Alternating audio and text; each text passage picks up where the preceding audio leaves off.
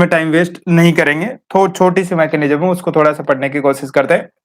क्या insulin release by beta cell, pancreatic isolate की beta cell से इंसुलिन रिलीज कैसे होगा? ठीक है, ये मान लेते हैं ये आपकी बीटा सेल है,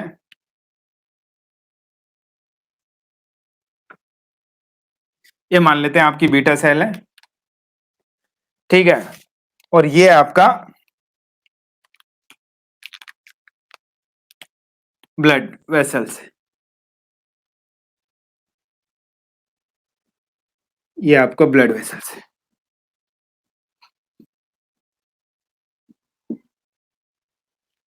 ठीक है,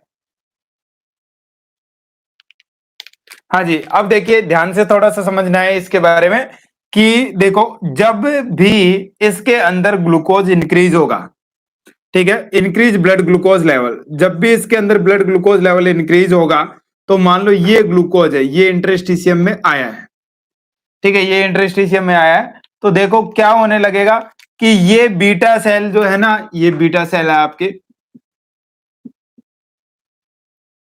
ठीक है, तो ये बीटा सेल के अंदर एडमिनिस्टर करेगा, एंटर करेगा, ये मान लो ये गेट है, ठीक है, एक चैनल है, इससे बीटा सेल के अंदर एडमिनिस्टर किया है, चला गया, ठीक है, थोड़ा कलर दूसरा ले लेते हैं, ये आपके ग्लूकोज है, इस चैनल से जाएगा, ठीक है, चैनल का नाम रखेंगे GLUT2, GLUT, ज्यादा टाइम नहीं लगाएंगे इसमें, मैं बोल रहा हूं कि क्वेश्चन थोड़ा सा कम आता है, GLUT2, ठीक है, जैसे ही इसके अंदर जाएगा तो ये आपके ग्लूकोज यहां पे आ गया, ठीक है, ये सेल के माइटोकॉन्ड्रिया में जाएगा,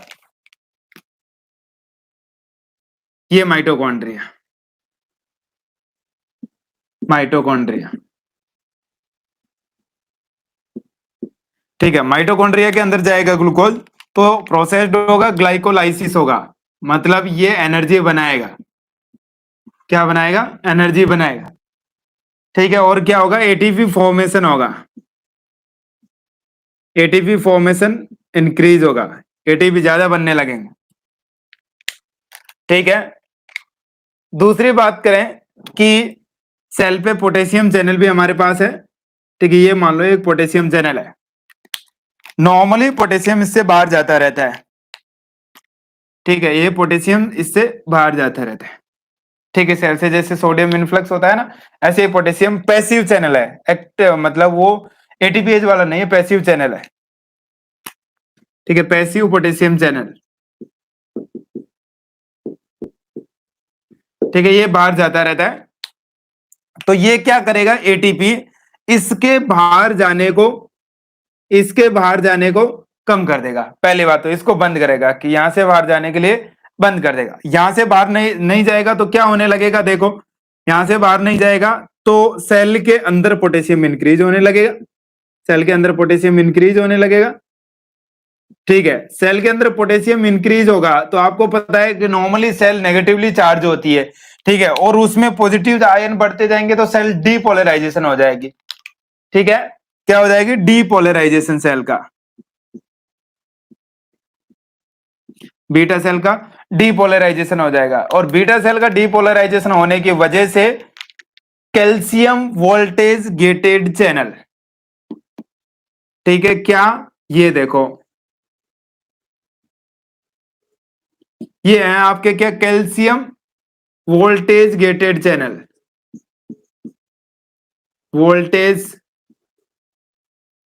गेटेड चैनल, देखो बहुत तरह के चैनल होते हैं, केमिकल गेटेड होते हैं, ठीक है, ये है कैल्शियम वोल्टेड गेटेड, मतलब इसका गेट, जैसे मान लो इसका गेट बना देता हूं मैं, ये गेट है, इसका गेट तब ओपन हो जब वोल्टेज के करंट से यदि ओपन होता है तो वोल्टेज गेटेड चैनल, ठीक है, और वैसे ओपन होता है तो केमिकल गेटेड चैनल, यदि केमिकल से होता है तो समझिए बात कि यहां से कैल्शियम ठीक है, यहां से ये आयोनाइज्ड कैल्शियम, जैसे ये डीपोलराइजेशन होगा, ये गेट ओपन हो जाएगा और यहां से ये आपके कैल्शियम किसके अंदर एंटर करेगा, सेल के अंदर एंटर कर जाएगा। ठीक है, बीटा सेल के अंदर एंटर कर जाएगा, जिसकी वजह से क्या होगा, आपके इंसुलिन जो पाउच है, ठीक है, जो इंसुलिन वेसिकल्स हैं, ये आपके इंसुलिन वेसिकल क्या है, इसमें इंसुलिन बना के रखा है, कैसे बनता है वो अलग बात है। ठीक है, ये मान लो ये और इंसुलिन वेसिकल्स, इसको पॉजिटिव मैसेज देगा। ठीक है, और यहां से ये इसको क्रॉस करके ठीक किधर डाल दिया जाएगा, आपके इंसुलिन, यहां से ये इंसुलिन रिलीज हो जाएगा ब्लड में, रिलीज इंसुलिन ब्लड में। ठीक है, तो एक छोटी सी मैकेनिज्म है, ये नॉर्मली देखने को मिलती है। ठीक है, नॉर्मली देखने को मिलती है। सीधी सीधी बात ये है, ब्लड ग्लूकोज लेवल इंक्रीज होगा तो इसके अंदर वो जाएगा। ठीक है, ग्लूकोज जाएगा, किसके अंदर ग्लूकोज जाएगा, आपके बीटा सेल के अंदर, पेनक्रियाटिक बीटा सेल के अंदर ग्लूकोज जाएगा, ज्यादा एटीपी बनेंगे। ठीक है, डीपोलराइजेशन होगा, जिसकी वजह से कैल्शियम का इन्फ्लक्स होगा, और क्या देखने को मिलेगा, कैल्शियम का इन्फ्लक्स होकर आपके इंसुलिन बाहर आ जाएगी। जनरली इससे मेरे को नहीं लगता कि कोई क्वेश्चन पूछा जा सकता है, और जनरली मैंने भी देखा भी नहीं है क्वेश्चन कि ऐसा कुछ आया हो। आया है तो बहुत अच्छी बात है। ठीक है, तो इसलिए हम इस पे ज्यादा वेटेज नहीं देंगे। ठीक है, और तुरंत आगे चलेंगे, आएगा तो देख लेना इसमें से कि क्या हो सकता है। ठीक है, नेक्स्ट चलते हैं अब, और क्लिनिकल मैनिफेस्टेशन से आगे कि क्या क्या पैथोफिजियोलॉजी होगी जिससे इसके कॉम्प्लिकेशन डेवलप हो सकते हैं। ठीक है, कॉम्प्लिकेशन अलग से पढ़ेंगे सिस्टम वाइज, बट क्या क्या पैथोफिजियोलॉजी होगी जिससे कॉम्प्लिकेशन डेवलप हो सकते हैं। ठीक है, तो पैथोफिजियोलॉजी की तरफ हम चल रहे हैं।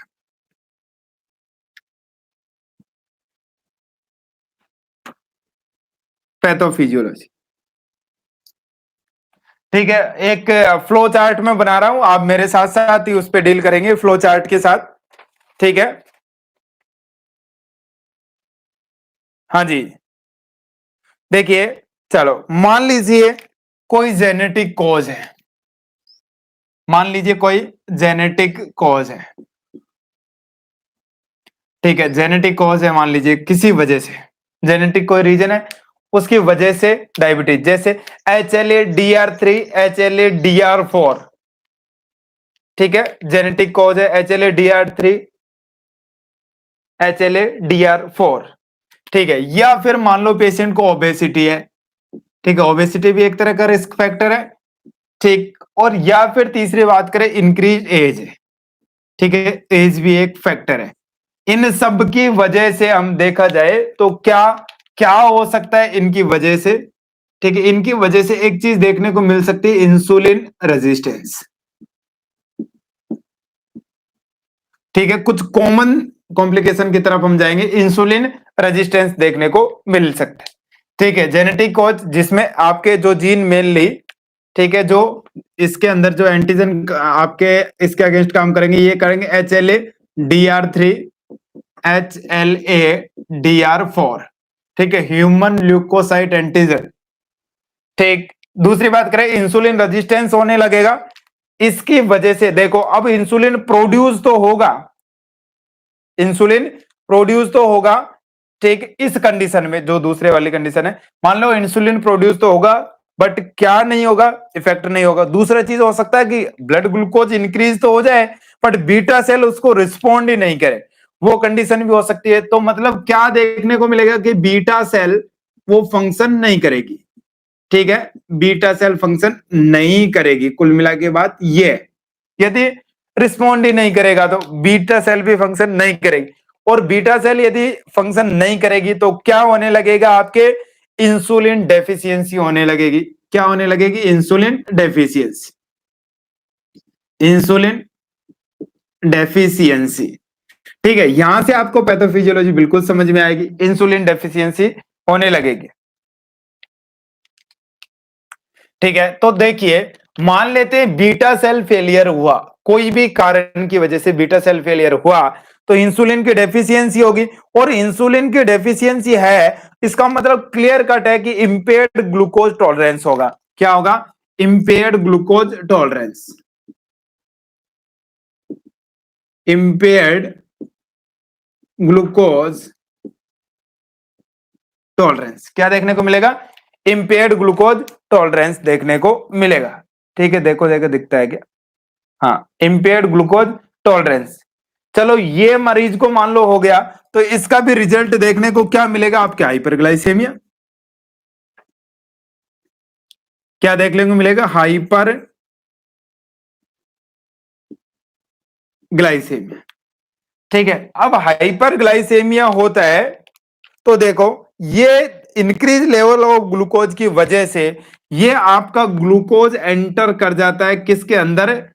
ब्लड वेसल्स की जो लेयर होती है ना, जैसे ये ब्लड वेसल है, ठीक है, ये आपकी ब्लड वेसल है, तो इसकी लेयर है, देखो ये एक लेयर है, ठीक है, लेयर होती है ना ब्लड वेसल्स की, ठीक है, ये मान लो एक दूसरी लेयर है इसकी, ठीक है, और ये थर्ड लेयर है।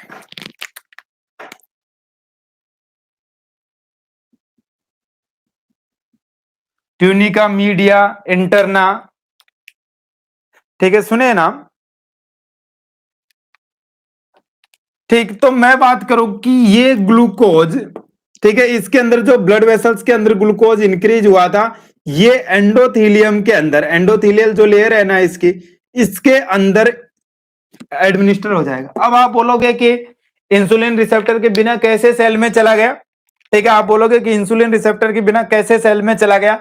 अरे इसमें दिक्कत नहीं है, ठीक है, जो ब्लड वेसल्स के एंडोथीलियम है ना, वो अलाउ कर देती है, वो बिना इंसुलिन रिसेप्टर के भी उसके अंदर ग्लूकोज जा सकता है। और जैसे हाइपरग्लाइसेमिया होगा तो ये चीज देखने को मिलेगी। क्या चीज देखने को मिलेगी? Glucose enter into endothelium of blood vessels. क्या यहां पे लिख रहा हूं? Glucose enter into endothelium of blood vessels. ठीक है, glucose enter into endothelium of blood vessels. ठीक है, और जैसे ये इंक्रीज होगा तो देखो आपको बहुत बड़ी फिजियोलॉजी से हटा के सीधे सीधे जो क्वेश्चन आ सकते हैं इसके हिसाब से हम बहुत छोटी फिजियोलॉजी की है इसकी। ठीक है, कि यहां से पैथोफिजियोलॉजी को कम कर दिया है। इसकी वजह से जैसे ही एंडोथीलियम के अंदर ग्लूकोज जाएगा, देखो क्या क्या चीजें होंगी। ठीक, एक तो ये चीज होगा, क्या होगा? Increase PKC. ठीक है, इंक्रीज पी के सी। देखिए बड़ी बातें हैं, थोड़ा सा पेशेंस रखना पड़ेगा। इंक्रीज पीकेसी, इंक्रीज पीकेसी का मतलब है, पीकेसी का मतलब protein kinase C, protein kinase C. ठीक है, तो इंक्रीज पीकेसी देखने को मिलेगा। पहली बात तो ये होगा। और क्या देखने को मिलेगा? दूसरा पॉइंट, ठीक है, जैसे ही ब्लड वेसल्स की एंडोथेलियम के अंदर ग्लूकोज जाएगा हाइपरग्लाइसीमिया की वजह से, और क्या देखने को मिलेगा? सेकंड चीज, इंक्रीज आरओएस। ठीक है, इंक्रीज आरओएस। ठीक है, आरओएस का मतलब है यहां पे reactive oxygen, sorry, reactive oxygen species. ठीक है, रिएक्टिव ऑक्सीजन स्पेसीज, जैसे ऑक्सीडाइज, परऑक्सीडाइज, ऐसे कुछ कंपोनेंट्स हैं वो देखने को मिलेंगे। और क्या देखने को मिलेगा? इंक्रीज, ठीक है, यहां पे और फॉर्मेशन होगा आपके इंक्रीज एजीई, इंक्रीज एजीपी और एजीई, ये इंक्रीज होने लगेगा। इसकी फुल फॉर्म की बात करें तो इसकी फुल फॉर्म आपकी होगी क्या?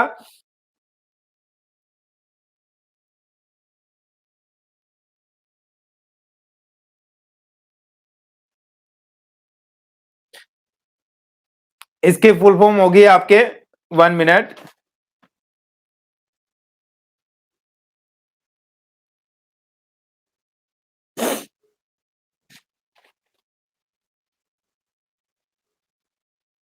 1 मिनट प्लीज।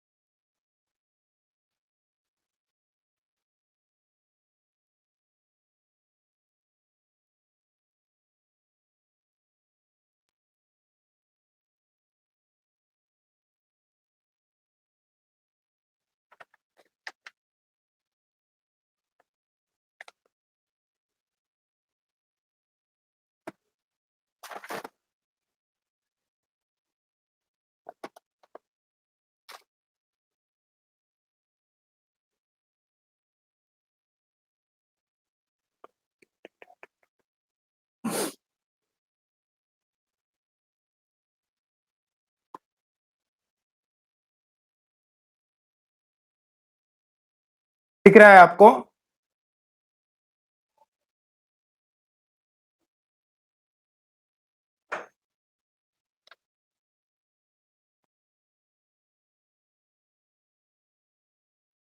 हाँ जी, तो देखिए आपको देखने को मिलेगा एजीपी, एजीपी और एजीई। ठीक है, देखिए इसकी फुल फॉर्म लिखिए, एडवांस एडवांस थोड़ा सा क्लियर नहीं है, ग्लाइकोलेटेड प्रोडक्ट, एंड प्रोडक्ट या फिर प्रोडक्ट। ठीक है, ग्लाइकोलेटेड प्रोडक्ट, प्रोडक्ट और एंड प्रोडक्ट। ठीक है, ई से एंड प्रोडक्ट था। ठीक, और क्या देखने को मिलेगा, एक चीज और जो इंक्रीज होगी, आ रही है अब तो आवाज? ठीक है, एक जो चीज और इंक्रीज होगी वो होगी आपके इंक्रीज वीईजी, इंक्रीज वीईजीएफ और जीएफ, ग्रोथ फैक्टर। ठीक है, ये इंक्रीज होगा। ये क्या है आपके, vascular endothelial growth factor, vascular endothelial growth factor. ठीक है, वेस्क्यूलर एंडोथीलियल ग्रोथ फैक्टर। ठीक है, याद रखो, नाम नाम याद रखना है, बाकी टेंशन लेना ही नहीं है। इनकी वजह से क्या होगा वो इंपॉर्टेंट है। ठीक है,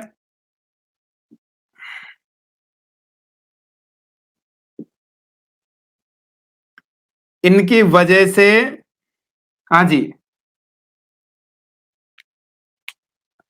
हाँ जी, इनकी वजह से होगा टॉक्सिक डायबिटिक मेटाबॉलिज्म। ठीक है, क्या होगा, टॉक्सिक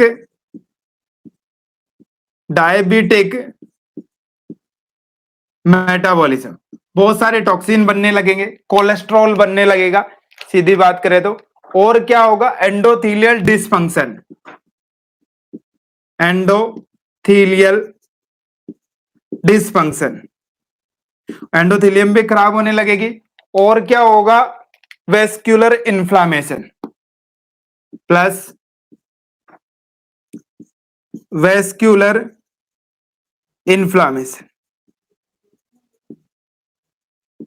वेस्क्यूलर इन्फ्लामेशन। कुल मिला के बात, सीधी सीधी बात करें कि इतनी ज्यादा चीजें याद नहीं रख सकते हैं, तो हमें एक चीज याद रख सकते हैं, क्या होगा, थ्रोम्बो एथेरोथ्रोम्बोसिस, फॉर्मेशन ऑफ एथेरोथ्रोम्बोसिस। ठीक है, एथेरोथ्रोम्बोसिस। ठीक है, एथेरोथ्रोम्बोसिस। अब जो आपके बात आई, इसकी वजह से एक चीज देखने को मिलेगी, क्या, कि आपके एक तो microvascular disease, microvascular complication, complication, और दूसरे होंगे आपके मैक्रोवेस्कुलर कॉम्प्लिकेशन, मैक्रोवेस्कुलर कॉम्प्लिकेशन। ठीक है, घबराना मत एक बार बस, इससे ज्यादा परेशानी नहीं होगी आपको। ठीक है, देखो सीधी सीधी बात करते हैं।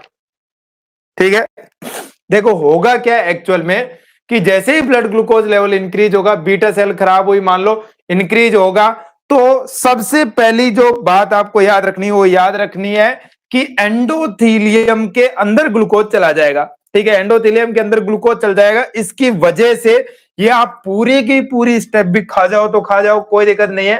ठीक है, जनरली दिक्कत नहीं आएगी इसकी वजह से। सीधा याद रखो क्या होगा, अथेरोथ्रोम्बोसिस। ठीक है, एथेरोथ्रोम्बोसिस।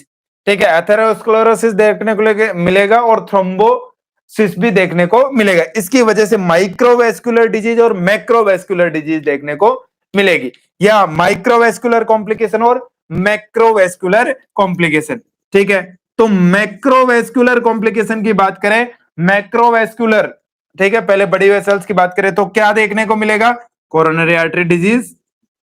ठीक है, जिसमें एथेरोस्क्लेरोसिस आता है जैसे कोरोनरी आर्टरी डिजीज, और क्या देखने को मिलेगा, सेरिब्रोवेस्कुलर डिजीज, सेरिब्रोवेस्कुलर डिजीज। ठीक है, मेजर ब्लड वेसल्स मेनली इसके अंदर इन्वॉल्व हुई है, और peripheral vascular disease, peripheral vascular disease. ठीक है, मैक्रोवेस्कुलर में मेनली पेरिफेरल अफेक्ट होता है डायबिटीज में, ध्यान रखना इस बात का, मेनली पेरिफेरल अफेक्ट होता है, सेंट्रल ब्लड वेसल्स कम अफेक्ट होती है, पेरिफेरल ब्लड वेसल्स ज्यादा अफेक्ट होती है। ठीक है, माइक्रो में क्या देखने को मिलेगा, माइक्रो आपके कॉम्प्लिकेशन। ठीक है, माइक्रोवेस्कुलर में जो कॉम्प्लिकेशन देखने को मिलेगा वो आपके देखने को मिलेगा क्या, retinopathy, neuropathy, retinopathy, neuropathy, neuropathy, और आपके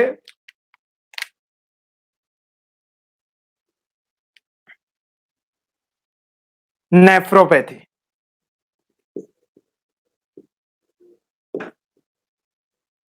ठीक है, एक सिंपल क्वेश्चन ये बनता है कि ये पूछ सकता है आपसे कि कौन सा माइक्रोवेस्कुलर है कौन सा मैक्रोवेस्कुलर है, बट एक चीज आपको जो ध्यान रखनी पड़ेगी, अब तक जो सॉन्डर्स एंड क्लर्क आर्यन के मैंने क्वेश्चन पढ़े उसमें से यहां से बड़े क्वेश्चन आते हैं कि पेरिफेरल वेस्कुलर डिजीज। ठीक है, पेरिफेरल वेस्कुलर डिजीज डायबिटीज में देखने को मिलती है, सेंट्रल वेस्कुलर डिजीज इसके अंदर नहीं होती है। ठीक है, तो ये एक कारण रहेगा जिसकी वजह से आपके ये डिजीज होंगी, कौन कौन सी, मैक्रो और माइक्रोवेस्कुलर कॉम्प्लिकेशंस देखने को मिलेंगे। अब ये क्या क्या कॉम्प्लिकेशन होते हैं सीधे भी याद रख सकते हो, आप चाहो तो ऐसे भी याद रख सकते हो, आपकी मर्जी है कैसे याद रखना है। मैं आपको लिस्ट बनवा देता हूं पूरे के पूरे एज की। ठीक है, पूरी लिस्ट बना देता हूं, मिटा रहा हूं मैं इसको। यहां पे क्या याद रखोगे, देखो 2 पॉइंट, केवल वही चीजें याद रखनी है, ग्लूकोज एंडोथीलियम के अंदर चला जाता है बस। ठीक है, इसके बाद में क्या, फॉर्मेशन ऑफ एथेरोथ्रोम्बोसिस, ये कोई याद रखे, पीकेसी आरओएस किसी की बस की है तो याद रख लो, नहीं तो हमारे पास बहुत सारी चीजें और भी है याद रखने के लिए, मैंने सारी चीजें आपको बता दी है, जो भी आपको अच्छी लगे वो याद रख सकते हो। नेक्स्ट,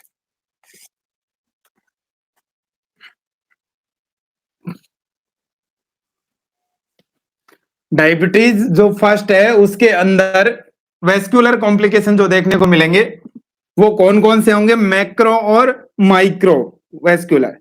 ठीक है, मैक्रो और माइक्रो वेस्कुलर, बहुत बड़े बड़े वर्ड्स हमने ना काम में ले लिए यहां पे, देखो दोबारा बता रहा हूं मैं। ठीक है, micro vascular complication, micro vascular complication. ठीक है, बस नाम नाम लिखते जाइए। ठीक है, नाम नाम लिखते जाइए, रेटिनोपैथी, रेटिनोपैथी। ठीक है, क्या क्या हो सकता है आईज के अंदर, क्या क्या प्रॉब्लम हो सकती है डायबिटीज की वजह से, कॉटन वुल स्पॉट। ठीक है, कॉटन वुल स्पॉट ये देखने को मिल सकता है, यहां से क्वेश्चन डायरेक्ट पूछे जा सकते हैं आरामी से। ठीक है, हेमरेज हो सकता है, हेमरेज हो सकता है, और क्या हो सकते हैं आपके, माइक्रो एन्यूरिज्म, माइक्रो एन्यूरिज्म हो सकता है। ठीक है, ब्लड वेसल्स की इलास्टिसिटी ज्यादा हो जाए उसकी वजह से। ठीक है, और क्या हो सकता है? Macular thinning, macular thinning. ठीक है, बाकी आईज में पढ़ेंगे भाई सभी को। ठीक, और क्या हो सकता है जो आपको भी पता है? Glaucoma and cataract, glaucoma cataract. ठीक है, इतनी चीजें हो सकती है। ये किसके अंदर आती है? रेटिनोपैथी। देखो बीमारी के नाम से आपको पता लग जाएगा कि ये रेटिनोपैथी के एग्जाम्पल है। ठीक है, दूसरी बात करते हैं न्यूरोपैथी। ठीक है, न्यूरोपैथी में क्या क्या डेवलप हो सकता है आपके? ये क्यों डेवलप होंगे, इसका कारण वो फिजियोलॉजी है, पैथोफिजियोलॉजी जो बताइए। ठीक है, ठीक है। आप देखो न्यूरोपैथी के अंदर एक तो peripheral neuropathy, peripheral peripheral neuropathy, peripheral neuropathy में क्या होने लगेगा आपके? हाँ देखो, बहुत इंपॉर्टेंट, इंपॉर्टेंट, इंक्रीज और डिक्रीज पेन सेंसेशन। और जनरली जो डायबिटीज वाले पेशेंट होते हैं ना, उनमें पेन होता ही नहीं, पता ही नहीं लगता उनको चोट लग गई। ठीक है, कर रहे हैं लाइट से ही, टेंशन मत लो। हाँ जी, उनको पता ही नहीं लगता कि चोट लग गई उनके। ठीक है, तो ये पेनलेस इंजरी उनके अंदर देखने को बहुत ज्यादा वो होता है कि पेनलेस इंजरी देखने को मिल सकती है। ठीक है, तो क्या सेकंड में यही लिख देता हूं आपके, मान लो इस नाम से आता पेनलेस इंजरी। और दूसरी बात करें और क्या आपके? डिक्रीज रिफ्लेक्स, डिक्रीज रिफ्लेक्स ये देखने को मिलेगा। और हम बात करें ऑटोनॉमिक न्यूरोपैथी में क्या देखने को मिल सकता है? ऑटोनॉमिक,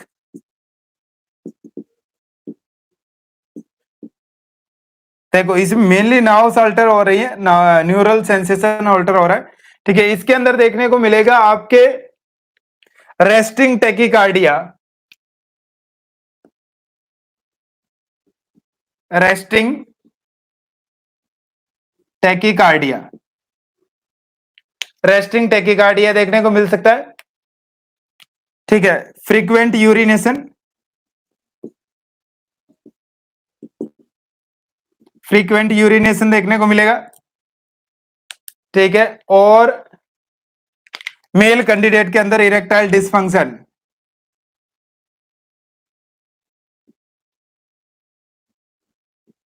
मेल कैंडिडेट के अंदर इरेक्टाइल डिसफंक्शन ये देखने को मिल सकता है। ये कुछ माइक्रोवेस्कुलर डिजीज आपके हुई। फिर आता है आपके नेफ्रोपैथी।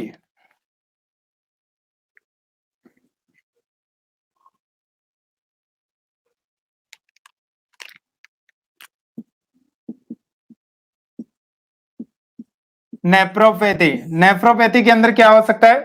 देखो ग्लोमेरुलो स्क्लेरोसिस, ग्लोमेरुलो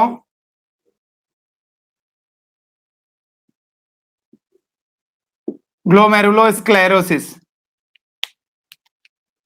ठीक है, अब दिख रहा है ग्लोमेरुलो स्क्लेरोसिस।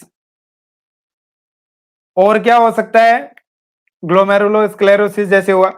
ठीक है, पाइलोनेफ्राइटिस, पाइलोनेफ्राइटिस ये आपके माइक्रोवेस्कुलर डिजीज का था, पाइलोनेफ्राइटिस।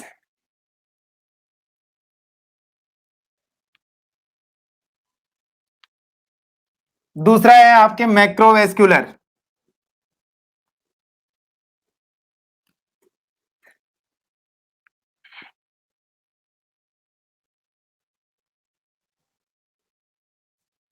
देखिए मैं आपको एक चीज बताना चाहता हूं कि दो तरह के स्टूडेंट होते हैं। ठीक है, दो तरह के स्टूडेंट होते हैं, एक तब तब पढ़ने लगेंगे चीजों को। ठीक है, एक स्टूडेंट वो है जब तब पढ़ने लगेंगे चीजों को जब एग्जाम में पूछ लिया जाएगा। ठीक है, थोड़ा सा पिछले एग्जाम से आगे आपको जाना ही पड़ेगा, पिछले एग्जाम से थोड़ा सा आपको आगे जाना पड़ेगा, तभी जाके आप कंपीट कर पाओगे फ्यूचर में क्या हो सकता है उसके साथ। ठीक है, ऐसा नहीं है कि इस एग्जाम में रिसर्च पूछने लगे चलो अब रिसर्च पढ़ना शुरू करते हैं, ठीक है, एक एग्जाम में मान लो आज तक रिसर्च नहीं आती थी, हमारे जमाने में जैसे नहीं आती थी, फिर आपसे हाइपोथेसिस पूछना शुरू किया तो आपने हाइपोथेसिस पढ़ना शुरू कर दिया, फिर उसने आपके देखने को उसने मान लो अजम्पशन पूछना शुरू किया, सैंपलिंग मेथड शुरू किया, तो आप वो पढ़ने लगे। ऐसा नहीं होता, आपको आगे उसके हिसाब से कि एग्जामिनर इतना आगे चल रहा है, उससे 2 कदम आगे चल के स्टडी करनी पड़ेगी, तभी जाके उसको कंप्लीट कर पाओगे। ठीक है, इतना तो नाम तो एटलीस्ट आपको पता होने चाहिए। ठीक है, मैक्रोवेस्क्यूलर जो कॉम्प्लिकेशन है, ठीक है, वो कौन से होंगे आपके मैक्रोवेस्क्यूलर में? देखो, कोरोनरी आर्टरी और हार्ट से रिलेटेड, कोरोनरी आर्टरी और हार्ट, ठीक है, इससे रिलेटेड। तो इसके अंदर क्या क्या होगा? देखो, चेस्ट पेन हो सकता है पेशेंट को, चेस्ट पेन हो सकता है, कंजेस्टिव हार्ट फेलियर हो सकता है, डिस्निया हो सकता है, डिस्निया हो सकता है, cerebrovascular complication, cerebrovascular complication, cerebrovascular complication में क्या हो सकता है आपको पता है? हेमरेज हो सकता है, हेमरेज के अलावा जो चीज है, ठीक है, हेमरेज के अलावा सेरिब्रल इंफाक्ट हो सकता है,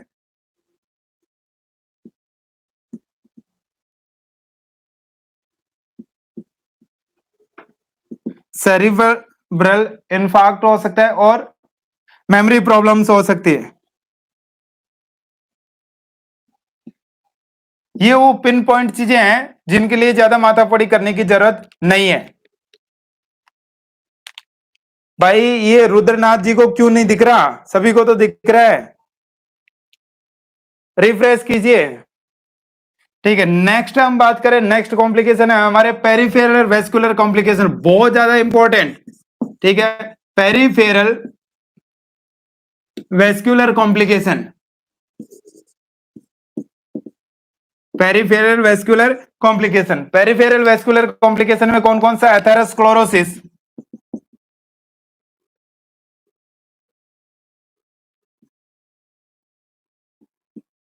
एथेरोस्क्लेरोसिस, ठीक है, और आपके गैंग्रेन, अल्सरेशन, ठीक, कदम, ठीक है, कॉम्प्लिकेशन कदम। अब ध्यान से सुनो, अब आपको जो चाहिए ना वो पढ़ाता हूं, टेंशन मत लो। ठीक है, बीइंग ए नर्स, ठीक है, बीइंग ए नर्स क्या करना चाहिए? इतने सारे कॉम्प्लिकेशन हो गए। देखो, सीधी सीधी बात करते हैं, ठीक है, सीधी सीधी बात पे आ जाओ। चलो ठीक, ये आपका पैर, ठीक है, ये आपका पैर, पैर बनाना बड़ा मुश्किल काम है।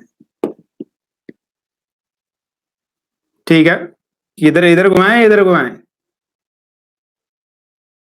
इधर घुमा देते।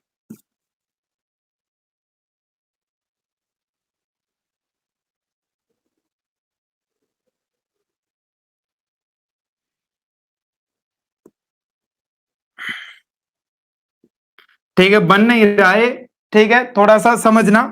ये ऐसे पैर है, 4 उंगली होती है ना, हाँ।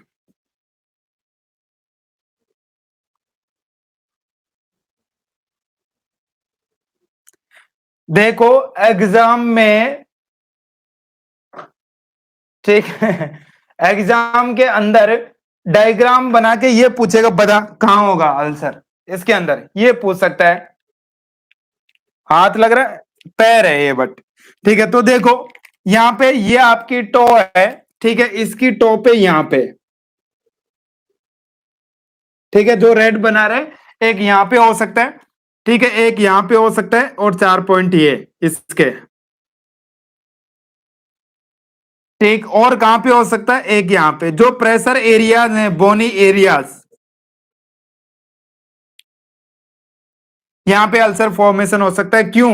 देखो, ये आपके पैर था, मान लो ये आपको ब्लड सप्लाई दे रही थी यहां पे आर्टरीज आके, अब इसमें किसी वजह से देखो एथेरोफॉर्मेशन हो गया, ठीक है, कोलेस्ट्रॉल डिपॉजिट हो गया मान लो इधर, तो यहाँ की सप्लाई तो क्या हो जाएगी, कम हो जाएगी। यहाँ की सप्लाई कम हो जाएगी तो बहुत सारी चीजें होने लगेगी भाई। यहाँ पे सप्लाई कम होने की वजह से क्या होने लगेगा, सीमिया होने लगेगा। ठीक है, आपको डिक्रीज ऑक्सीजन, ऑक्सीजन कम मिलने लगेगी इसको। ठीक, इसको न्यूट्रिएंट कम मिलने लगेंगे, न्यूट्रिएंट कम। कुल मिला के बात क्या है कि डिक्रीज हीलिंग होगी ना। ठीक है, क्या होने लगेगी, डिक्रीज हीलिंग होने लगेगी। ऊपर से इंटरस्टिशियम के अंदर इतना ज्यादा ग्लूकोज है, यदि इन्फेक्शन हो गया ना तो जो भी इन्फेक्शन करने वाला है ना, बैक्टीरिया या वायरस, उसके मजे हो गए, खूब ग्लूकोज उसको मिलने वाला है। तो ये मान लो इसमें थोड़ी सी भी कट लग गई ना किसी भी वजह से, ठीक है, थोड़ी सी भी कट लग गई है ना, तो ये हीलिंग का कोई चांस ही नहीं है। आपको इसको गैंग्रेन डेवलप हो सकता है। क्या डेवलप हो सकता है, गैंग्रेन डेवलप हो सकता है अल्सरेशन की वजह से। ठीक है, क्या डेवलप हो सकता है, गैंग्रेन। और आपको इसको कट करना पड़ेगा। क्या करना पड़ेगा, कट करना पड़ेगा आपको, सोच लीजिए। ठीक है, तो ये यहाँ पे और देखो और सारी चीजें बताता हूं, जैसे कि अपने ये डिजिट्स हैं, डिजिट्स के बीच में, ठीक है, यहाँ पे यदि पेशेंट के ह्यूमिड रहता है, ठीक है, कोई फ्लूइड रहता है या स्वेटिंग की वजह से कुछ है, तो वहां पे भी क्या हो सकता है कि डैमेज हो सकता है। तो पेशेंट को बहुत सारी चीजें करनी चाहिए। वैसे मैं वो फुट केयर में जाके बताऊंगा कि पेशेंट को कॉटन सॉक्स पहनने चाहिए, कैनवस शूज नहीं पहनने चाहिए। ठीक है, कॉर्न स्टार्च यूज करना चाहिए। सारी बातों के बारे में मैं आपसे बात करूंगा। ठीक है, अभी मैं थोड़ा सा और दूसरी चीज पे जा रहा हूं। ठीक है, आप टेंशन मत लो, वो कॉम्प्लिकेटेड वाली फिजियोलॉजी हमने खत्म कर दी है। नेक्स्ट जो हमारा चीज आता है वो केयर वगैरह की सबकी बाद में बात करेंगे। नेक्स्ट आता है डायग्नोसिस ऑफ डायबिटीज, सबसे इंपॉर्टेंट। डायग्नोसिस ऑफ डायबिटीज सबसे रिक्वेस्ट है, प्लीज ध्यान से सुने इस बात को जो मैं बोल रहा हूं। डायग्नोसिस ऑफ डायबिटीज मेलाइटस, ठीक है, बहुत इंपॉर्टेंट है, एग्जाम में भी क्वेश्चन आते हैं। ठीक है, बहुत इंपॉर्टेंट है डायग्नोसिस। ठीक है, डायग्नोसिस देखो ढंग से ही पढ़ेंगे, डायबिटीज पढ़ेंगे तो फिर उसमें से कुछ जाएगा ही नहीं। ठीक है, तो देखो डायग्नोसिस में पहली चीज जो हमारे आती है वो आती है fasting plasma glucose level, FPG level, fasting plasma glucose level. ठीक है, fasting plasma glucose level. Fasting plasma glucose level की बात करें तो पेशेंट को भूखे पेट हम ग्लूकोज लेवल चेक करेंगे। ठीक है, इसमें ग्लूकोज लेवल मोर देन 126, ठीक है, mgdl, मोर देन 126 mgdl आना चाहिए। ठीक है, पहली बात मोर देन 126 mgdl आना चाहिए।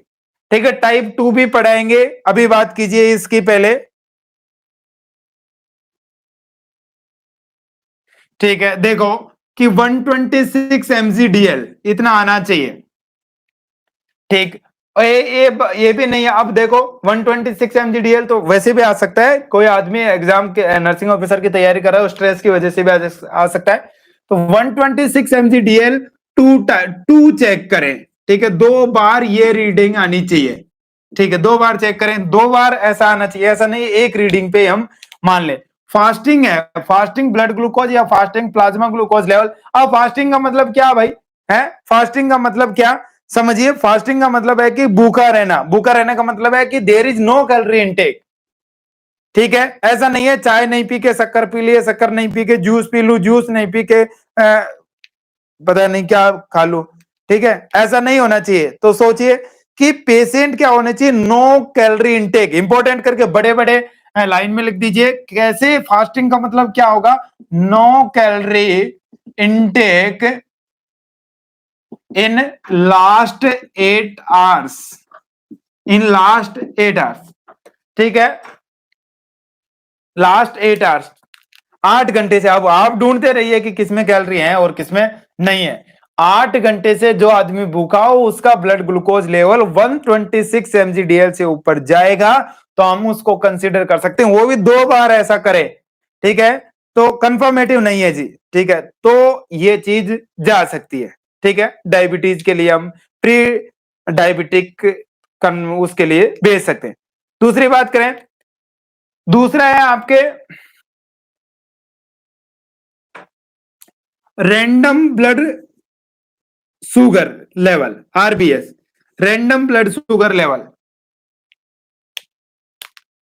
राम स्वरूप जी, मैंने बोला तो यही कि आप ढूंढिए किस किस में होता है, चाय में होता है कि नहीं होता है, पानी में होता है कि नहीं होता है, कोल्ड ड्रिंक में होता है कि नहीं होता है। आप पानी पूछ रहे हो, कोई कोल्ड ड्रिंक पूछेगा, कोई सोडा पूछेगा, कोई नींबू पानी पूछेगा। ठीक है, थोड़ी सी रेस्पॉन्सिबिलिटी निभाइए। ठीक है, देखिए कि किसके अंदर एनर्जी नहीं होती वो सब। ठीक है, एनर्जी इंटेक नहीं होना चाहिए। ठीक है, आरबीएस की बात करें, रैंडम ब्लड शुगर, कभी भी हम ले रहे हैं, फास्टिंग नहीं है बट। ठीक है, तो हम सिंपली बात करें, इसमें क्या होना चाहिए, random blood sugar level more than 200 mgdl, more than 200 mgdl होना चाहिए यदि ये ले रहे हैं तो। अब समझिए बात को। ठीक है, कि जब 200 mgdl से ज्यादा हो, अब आप सोचो कि जैसे कल मैंने लॉकडाउन वाली कहानी सुनाई थी आपको, तो मान लो लॉकडाउन ओपन हो गया, समोसे खा गए चार, चार समोसे खाने पे तो हमारा खुद का 150 आएगा है। और हाँ, चार समोसे खा गए तो हमारा खुद का 200 300 250 तक चला जाएगा, पीक फ्लो पे चला जाएगा। क्यों नहीं जाएगा भाई, जाएगा, बिल्कुल जाएगा।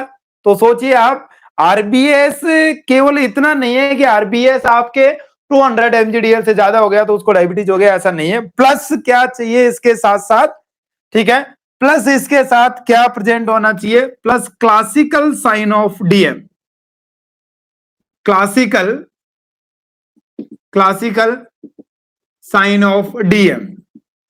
ठीक है, क्लासिकल साइन ऑफ डीएम। तो अभी तक हमने टाइप फर्स्ट पढ़ा है, तो टाइप फर्स्ट के लिए जो क्लासिकल साइन है वो 3p तो आपके हैं, प्लस आपके वेट लॉस।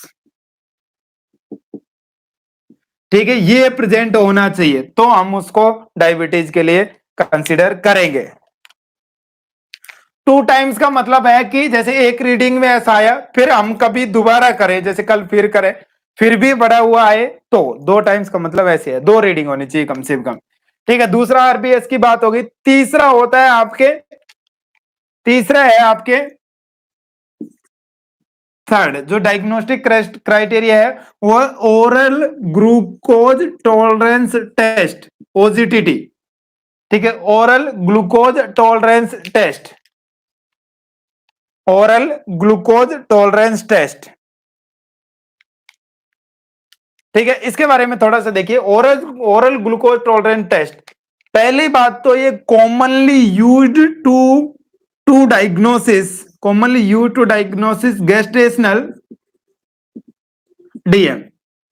ठीक है, गेस्टेशनल डायबिटीज मेलाइटिस, पहला क्वेश्चन तो यही बनता है, कॉमनली तो ऐसे करते हैं, बाकी किसी के लिए भी कर सकते हैं। इसकी हम बात करें, इसमें क्या देखने को मिलेगा, इसके अंदर क्या करेंगे हम, इंजेक्शन ऑफ, पेशेंट को क्या करेंगे, injection of 75 gram glucose, simple glucose.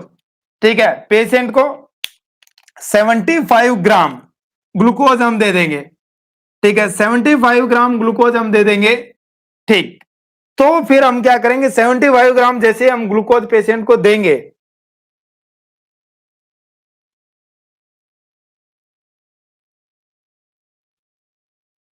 हाँ जी, 75 ग्राम ग्लूकोज पेशेंट को देंगे, उसके बाद में, ठीक है, 2 आवर्स के बाद में हम उसका ब्लड ग्लूकोज लेवल चेक करेंगे। ठीक है, 2 आवर्स के बाद में उसका ब्लड ग्लूकोज लेवल चेक करेंगे, और देखिए ये रहा, यदि ब्लड ग्लूकोज लेवल इससे ज्यादा आता है 200 mgdl से, तो हम मानेंगे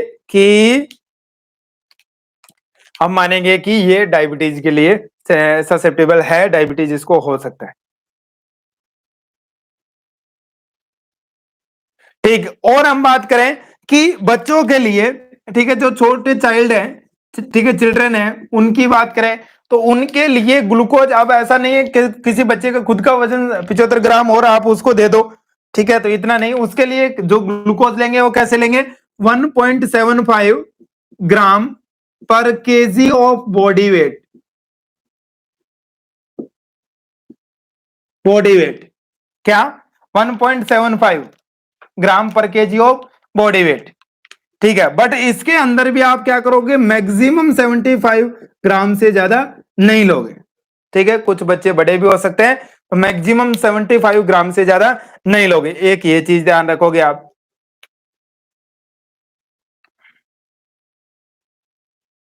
जब प्रेगनेंसी वाली कंडीशन में आप कर रहे हो तो इसमें 2 बार भी करते हैं। एक बार 75 ग्लूकोज दे दिया, फिर देखा कि पीक पे आ गया, फिर 100 ग्राम ग्लूकोज भी देते हैं। उसके बारे में मैं अलग से बात करूंगा, टेंशन मत लो। ठीक है, अभी ये फिक्स करके रखो कि 2 घंटे बाद में हम क्या करते हैं, चेक करते हैं।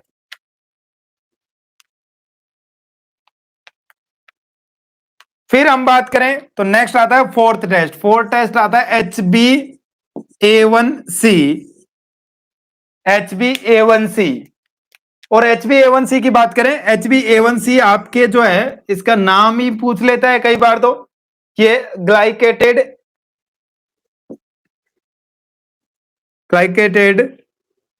हीमोग्लोबिन,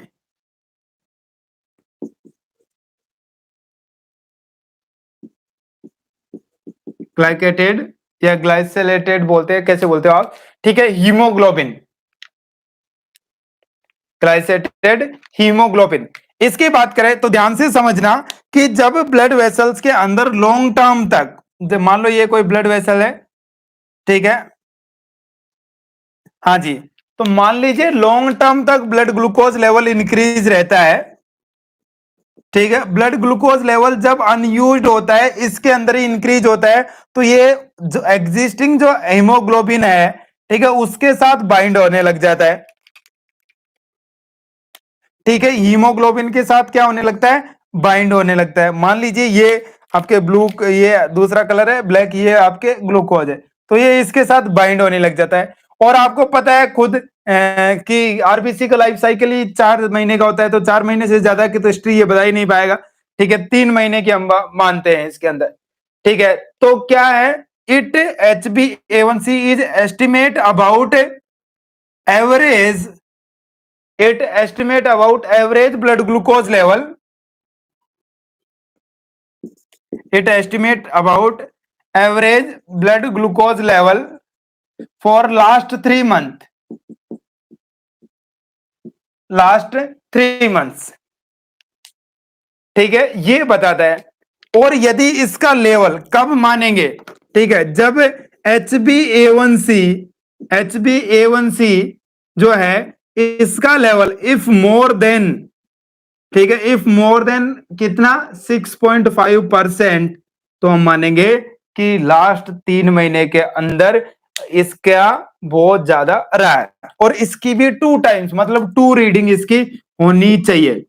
ठीक है, आपके साथ एग्जाम में क्या होगा वो भी सुन लो, ठीक है, वो भी सुन लीजिए। आपके ये नहीं देगा भाई, एग्जामिनर इतना सीधा नहीं है जितना आप उसको समझते हो। 6.5 नहीं देगा, वो क्या देगा, ये देगा 48। 6.5 को कैसे लिखोगे, 48 मिलीमोल पर मोलिक्यूल। ठीक है, ये देगा। यदि इससे ज्यादा है, 65 को ऐसे लिखेंगे तो कैसे आएगा, ऐसे आएगा। इससे ज्यादा है इसका मतलब उसको लास्ट 3 मंथ से एलिवेटेड ब्लड ग्लूकोज लेवल रहा है, एलिवेटेड ब्लड ग्लूकोज लेवल उसका रहा है। ये हमने आज 2 रीडिंग्स का मतलब है अब चेक कर लिया, कल फिर चेक कर ले हम। ठीक है, 2 रीडिंग का मतलब ऐसे है। एक बार लेबोरेटरी की भी तो दिक्कत हो सकती है ना।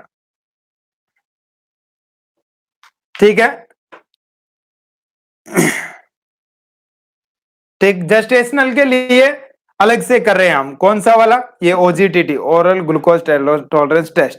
ठीक है, आप ध्यान से मेरी बात को एक बार ध्यान से सुनो।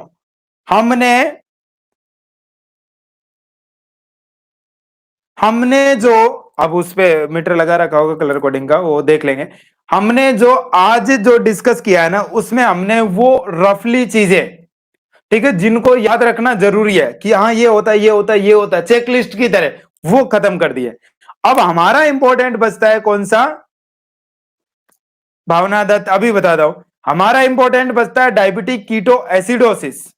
ठीक है, डायबिटिक कीटो एसिडोसिस, फिर ये टाइप 1 खत्म हो जाएगा, फिर टाइप 2 शुरू करेंगे, दोनों का ट्रीटमेंट फिर शुरू कर देंगे। या डायबिटिक कीटो एसिडोसिस जैसे ही हम पढ़ लेंगे, बहुत बड़ा कॉम्प्लिकेशन है, टाइप 1 का कॉम्प्लिकेशन तो वही है, तो डायबिटिक कीटो एसिडोसिस पढ़ेंगे, उसके बाद उसके ट्रीटमेंट की तरफ हम चलेंगे। ठीक है, ये प्लानिंग रहेगी। तो कल का क्लास बहुत बड़ी होने वाली है, आज मैंने लिख के भी नहीं भेजा कि बहुत बड़ी क्लास है। ठीक है, आज छोटी क्लास थी, 20-30 क्वेश्चन यहाँ से निकलते हैं सिंपली बात करें तो। ठीक है, ये याद रखना 48 मिलीमोल पर मोल। ठीक है, और चिल्ड्रन के लिए अभी भावना दत्त ने पूछा था। ठीक है, तो मैडम बात ऐसी है, चिल्ड्रन के लिए जो ग्लूकोज लेंगे ना 75 ग्राम है, तो उसको ऐसे लेंगे, कैसे 1.75 ग्राम पर केजी। मान लो 5 किलो का बच्चा है तो इससे मल्टीप्लाई कर ले। ठीक है, इंसुलिन भी पढ़ेंगे, क्या क्या पढ़ेंगे देखो, इंसुलिन पढ़ेंगे, पूरा का पूरा हम इंसुलिन पढ़ेंगे, डाइट पढ़ेंगे, एक्सरसाइज पढ़ेंगे, हाइपोग्लाइसेमिक जो एजेंट्स है वो पढ़ेंगे।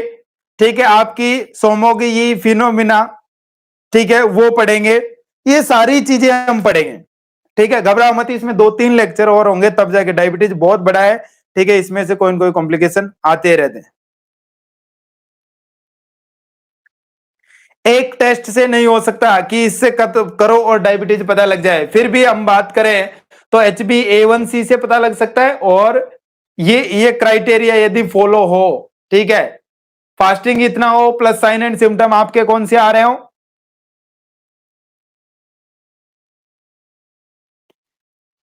पेड क्लासेज की बात ऐसी है कि अभी टाइम लेते हैं, उसमें टेंशन मत लो, बता देंगे। और किसी भी स्टूडेंट को, चाहे वो नर्सिंग एक्सपर्ट का स्टूडेंट हो या किसी और कोचिंग का स्टूडेंट हो, घबराने की जरूरत नहीं है। आपसे मैं हूं, मेरे से आप नहीं हो। ठीक है, आपका किसी भी कंडीशन में बुरा नहीं किया जाएगा, किसी भी कंडीशन में, किसी भी कंडीशन में आपका बुरा नहीं किया जाएगा। ठीक है, जो होगा वो अच्छे के लिए होगा, अच्छा ही करेंगे। ठीक है, क्लासेज होगी, ठीक, आपके सारी बुक वुक भी सोल्व कराएंगे, टेंशन ना ले। ठीक है, आज के लिए इतना ही है। और सबसे बड़ी बात, हाँ 1 मिनट और जाइए मत। ठीक है, 1 मिनट और, कल के जो वीडियो के लिए रिस्पॉन्स आपने दिया, ठीक है, वो बहुत बहुत धन्यवाद आपको। ठीक है, वो 1.9 के से ऊपर आपके चला गया है। ठीक है, इतना जल्दी। ठीक है, आपके साथ किसी भी कंडीशन में बुरा नहीं होगा। जब आपके एम्स का एग्जाम होगा ना, उससे पहले मैं, जैसे आपको आज डायबिटीज 10 मिनट में रिव्यू करवाया ना, ऐसा पूरा FON, पूरी मेडिकल सर्जिकल सब रिव्यू कराऊंगा। ठीक है, सुबह से शाम तक खड़ा रहूंगा, सारी चीज रिव्यू कराऊंगा। आपकी घबराने की जरूरत नहीं है, जो मैं पढ़ाता हूं, जो मेरे को आती है।